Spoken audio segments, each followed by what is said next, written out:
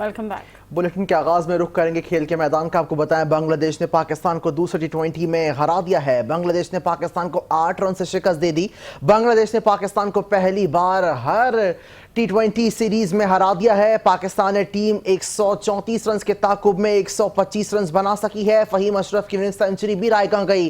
عباس Afridi 19، Ahmad Daniyal 17 runs بنا سکے، جبکہ شریف الاسلام نے 3 وکٹیں حاصل کی ہیں۔ مہدی حسن اور تنظیم حسن نے 2 کھلاڑیوں کو آؤٹ کیا۔